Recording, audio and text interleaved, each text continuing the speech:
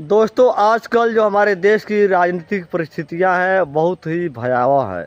ऐसा मैं क्यों कह रहा हूं, आप हमारा पूरा वीडियो देखेंगे और विश्लेषण करेंगे तो आपको खुद ही पता चल जाएगा। यदि इस बात पर चाहते हैं चर्चा हो और इस विषय में जानना चाहते हैं तो वीडियो को पूरा देखें। दोस्तों, तमाम लोगों के द्वारा, चाहे वो विपक्ष की राजनीतिक पार्टियाँ हो, चाहे देश के तमाम संस्थाओं के लोग हो या अन्य NGO हो या देश का कोई भी हो, तमाम लोग जो हमारे देश की सरकार है उसके विषय में तरह तरह की बातें करते हैं। चाहे वो महंगाई के पर हो, चाहे बेरोजगारी पर हो, चाहे विकास पर हो, चाहे विदेश के मुद्दा पर हो, तमाम शिक्षा स्वास्थ्य मुद्दाओं पर बात करते हैं। कुछ लोग संतुष्ट रहते हैं, कुछ लोग असंतुष्ट रहते हैं और ऐसा होना भी चाहिए। तमाम विषय पर बात होना चाहिए। लेकिन एक और चीज़ देखने को मिल रहा है, जो हमारे देश की में विपक्षी पार्टियां हैं, आखिर वह किस तरह की राजनीति कर रही हैं और हमारे देश को कहां ले जाना चाहती हैं। आखिर वह हमें क्या समझाना चाहती हैं, आखिर हम लोगों से वह क्या कराना चाहती हैं। क्योंकि उनके जितने बयान होते हैं, जितने कार्य होते हैं, वह कहीं न कहीं देश में आपस में लोगों को लड़ाने का एक प्रयास दिखता है और एक तरह की राजनीतिक रोटियां सेक करके अपने आप को मजबूत करने का प्रयास दिखता है। क्योंकि उनका जो बयान होता है वह युवाओं को उकसाने वाला होता है। उनका जो बयान होता है एक जात को दूसरे जात को लड़ाने वाला होता है, धर्म को धर्म से लड़ाने वाला होता है और यह तरह तरह की बातें करते हैं। कभी ये बेरोजगारी पर बात करते हैं। यदि बेरोजगारी पर बात करते हैं तो इन्हें सोचना चाहिए कि देश में अधिकतम साल तक इनका शासन रहा और इन्होंने कितने लोगों को रोजगार दिया। आप भी सोचिए, आज कुछ वर्षों से भाजपा का सरकार है, इससे पहले कांग्रेस या उसे समर्थित सरकार रही, तो क्या आपके बाप दादा सभी लोग नौकरी करते थे? और नहीं करते थे तो क्यों? इसके मतलब कांग्रेस के ज़माने में भी भारी संख्या में बेरोजगारी था।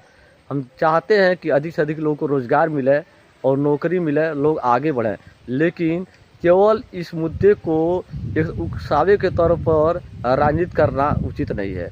महंगाई की देख लें तो महंगाई आपने पिछले समय भी देखा है और आज के समय में देखा है। समय समय महंगाई बढ़ती और घटती रहती है, लेकिन जो विपक्ष है कई बार इसको इस तरह उकसाता है कि लगता है कि ये महंगाई पहली बार बढ़ा है। अब आते हैं जातिगत मुद्दों पर। पहले से कांग्रेस जो सरकार है वह लोगों को जात के नाम पर लड़ाने का तरह तरह से प्रयास करती है। आज वो कहती है कि जातिगत जनगणना होना चाहिए। उनसे पूछना चाहिए, सबसे अधिक दिनों तक शासन में हुए थे तो उन्होंने आखिर जातिगत जनगणना क्यों नहीं कराया? क्या उस समय उनको ये बात समझ में नहीं आई? जो उनके प्रधानमंत्री थे, अर्थात हम कह सकते हैं अधिकतम समय राहुल गांधी के जो परिवार थे, उनके चाहे वो दादा थे, पिता थे या उनकी दादी थी, जो वो लोग भी थे, क्या उनको उस समय ज्ञान नहीं था? क्या वो लोग मूर्ख थे? राहुल गांधी ज़्यादा होशियार है या वह जानबूझ के वह ऐसा नहीं कराना चाहते थे जातिगत जनगणना? तो आज जो बार बार जातिगत जनगणना की बात करते हैं, आखिर अपने शासनकाल में क्यों नहीं कराए? यह बात उठता है।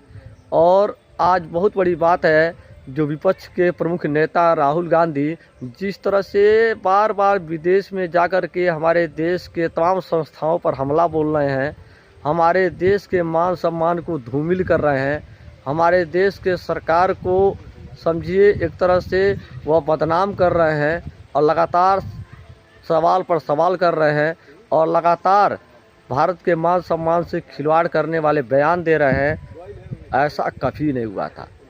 हमारे देश में एक के बाद एक कई विपक्ष के नेता LOP बने, लेकिन ऐसा कभी नहीं हुआ। पहली बार दुर्भाग्यवश ऐसा दिखाई दे रहा है, चाहे वो आरक्षण के मुद्दे पर हो, चाहे वो चुनाव के मुद्दे पर हो, चाहे संविधान के मुद्दे पर हो, चाहे CBI और ED के मुद्दे पर हो, किसी भी विषय पर बात हो तो हर बार जो विपक्ष के नेता है राहुल गांधी, वह उनका बयान एक तरह से बहुत ही कह सकते हैं निराशाजनक होता है, बहुत ही कह सकते हैं कि हास्यास्पद होता है और उसकी जितना भी निंदा किया जाए कम है।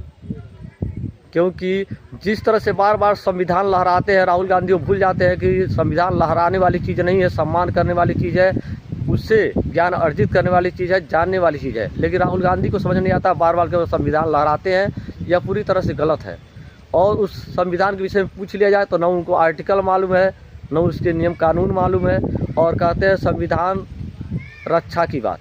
जबकि यह सत्य है कि संविधान में सबसे अधिक संशोधन उन्हीं के परिवार के लोग, कांग्रेस पार्टी सबसे अधिक संशोधन किया, और तरह तरह, चाहे मुसलमान हो, चाहे हिंदू हो, चाहे ईसाई हो, चाहे जो लोग हो, उन्होंने कहीं ना कहीं कमज़ोर करने का प्रयास किया, केवल अपने परिवार को मजबूत करने का प्रयास किए।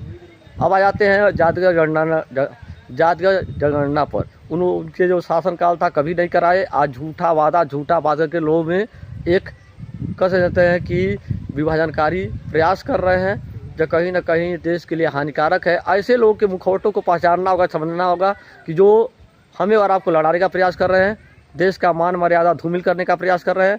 ऐसे लोगों को मुँह तोड़ जवाब देना चाहिए, और ऐसे लोगों को सबक सिखाना चाहिए जो बात बात में मात्र संविधान का सहारा लेकर के हमें और आपको लड़ाते हैं और झूठ या अफवाह फैलाते हैं। बाकी आप इस विषय पर क्या सोचते हैं, हमारी जो बातें हैं उस विषय में क्या सोचते हैं, आप कमेंट कर बताइए। मैं अरुण मिश्र।